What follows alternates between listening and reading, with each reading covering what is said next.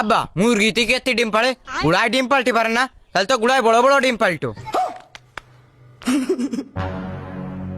আর একটা সিরিয়াস কথা আব্বা, মোটর সাইকেল যে সময় চলে ওই সময় মোটর সাইকেলের চাকা ঘুরে কেন? আরে ইঞ্জিনে তেল খায়, ওই তেলের তো শক্তি হয়, এই জন্য চাকা করে। তেল তো আমরাও খাই, কিন্তু মোটর সাইকেলের চাকার মতন আমাকে রাত পা ঘুরে না কেন? আরে মগা, তো সাবাল হলো সাইন্টিফিক সাবাল। আর কাইলো রাস্তা হলো সমান, এই জন্য চাকা ঘোরে। রাস্তা যদি দারিদ্র খাদ্য হইতো তাহলে চাকা লাফাইতো। তালি কাকা ফ্যান ঘরে কেতে, ফ্যানের তলে তো কোনো রাস্তা নেই। আরে কাইলো ফ্যানে কারেন্ট আছে, এই জন্য ফ্যান করে।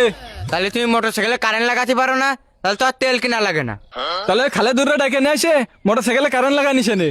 কিন্তু কাব্বা আমার আসল কথাটা তো থেকে গেছে। কি কথা? চাকা যদি গোল নয় চার কোনা হইতো, তাহলে কি চাকা ড্যান্স করতো? চাকা আবার চারকুনা হয়, চাকা চারকুনা হলে তো রাস্তায় হেঁটে যেত। কেটে হেঁটে যায়, আমরা তো গোল রুটিও খাই, চার কোনা রুটিও খাই, আমাকে তো গলায় বাঁধে না। কিন্তু চাকা রাস্তায় বেরিয়ে যাবে না।